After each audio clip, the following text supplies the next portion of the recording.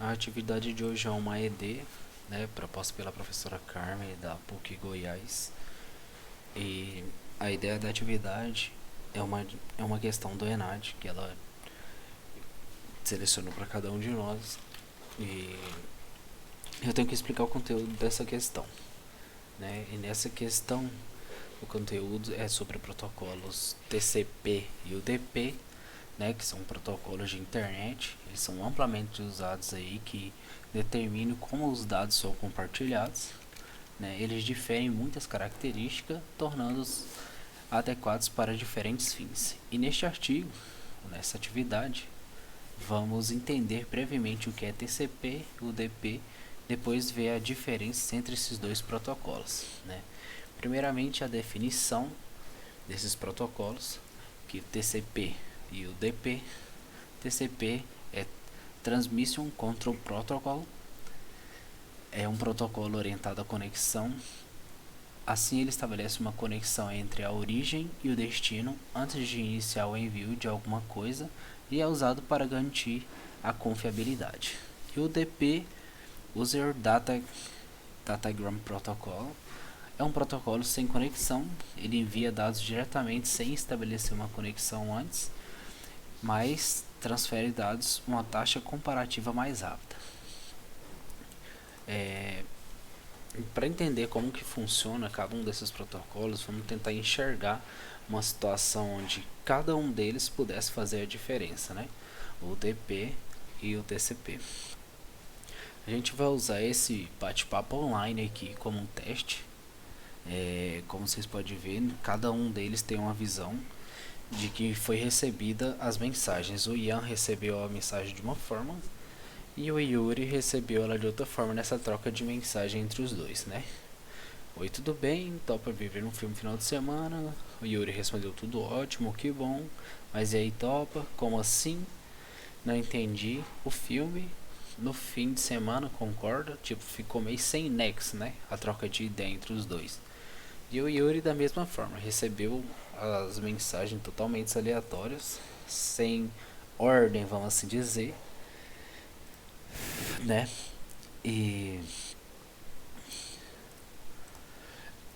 e por que isso aconteceu?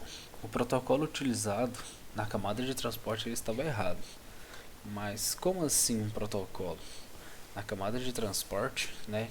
Como que explica esse erro de ordem das mensagens? Primeiro a gente tem que falar um pouco sobre a camada de transporte, que hoje a internet se baseia no geral, né, em requisições e respostas. Se pensarmos na web, na internet, temos um exemplo bastante concreto. Usamos o navegador como o Google Chrome ou Mozilla Firefox para fazer uma requisição para um determinado site, né, como vocês podem ver aqui na imagenzinha. Mas como que funciona de fato uma requisição, né? E o que está por trás disso? Para descrever os passos de uma requisição, existem diversos modelos que descrevem os protocolos, isto é, as regras, né, por trás desse processo. Os modelos mais conhecidos são o OSI, o que é dividido em 7 camadas, e tem o modelo TCP/IP, que é dividido em 5 camadas. E como que funciona?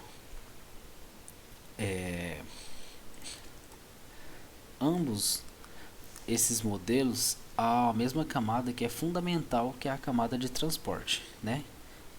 Nos dois casos, a camada de transporte é o próprio nome indica, que ela é responsável pela transferência entre diferentes máquinas, seja um servidor ou até mesmo um computador pessoal.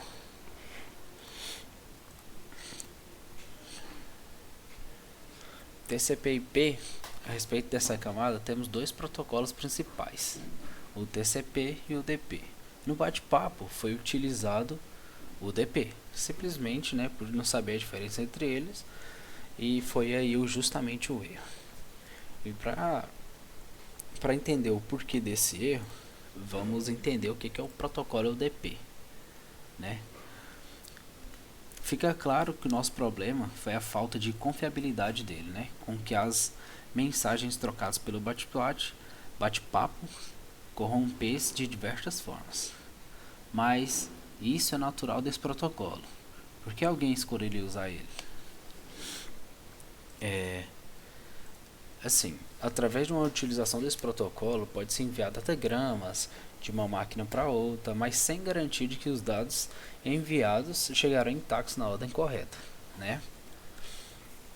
E além do mais, o DP é um protocolo que não é voltado à conexão. Isso significa que o aperto de mão entre o expedidor e o receptor não é necessário para que estabeleça uma comunicação. E como pode ver na imagem, o DP é possível enviar pela mesma saída dados de diversas máquinas diferentes sem problema algum. A vantagem e a desvantagem desse protocolo. As características descritas do DP podem parecer contraprodutivas no geral, mas elas formam um outro atributo que dá muito poder ao protocolo, a velocidade. No caso, o protocolo DP permite a comunicação bastante rápida, o que é muito vantajoso. Mas a velocidade é alta, mas a confiabilidade é baixa. Ainda parece suspeito. Não funcionou no nosso caso, né? Acontece que o DP justamente não é feito para esse tipo de caso. Na verdade, o DP tem uma grande vantagem quando se trata de serviços cuja velocidade é fundamental e a perda mínima de dados é não muito vantajosa.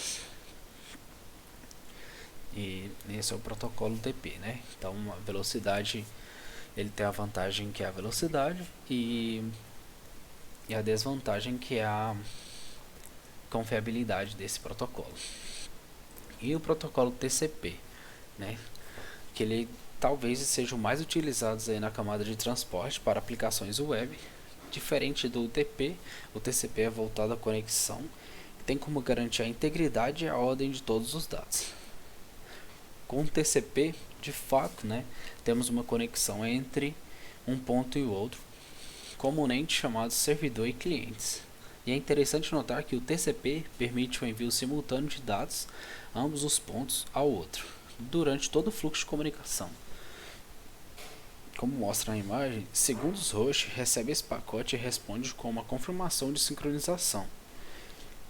O primeiro host, por fim, manda uma confirmação para o segundo e assim estabelece essa conexão.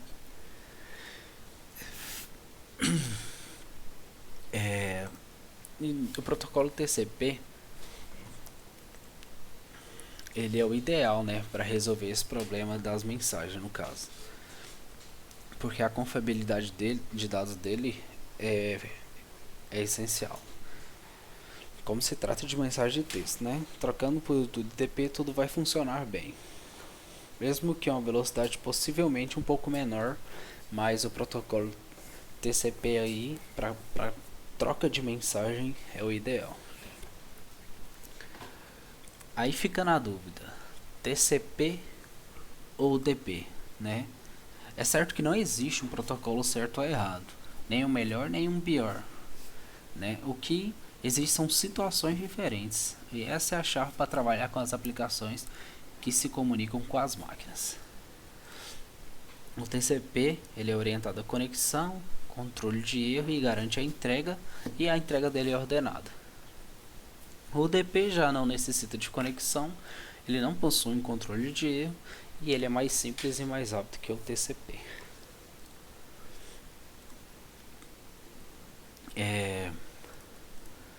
Então, no final, como resumo, nós podemos entender que o DP serve para melhor caso em que a integridade constante de dados não é essencial, é menos importante que a velocidade de comunicação, nesse caso. Como as live streams, os videogames e os jogos online funcionam dessa forma. E por outro lado, o TCP funciona melhor em casos de confiabilidade de transporte de dados, que é o foco, como trabalhamos com a comunicação em textos ou como documentos. Eu acho que ficou claro aí um pouco a diferença entre o DP e TCP. Valeu.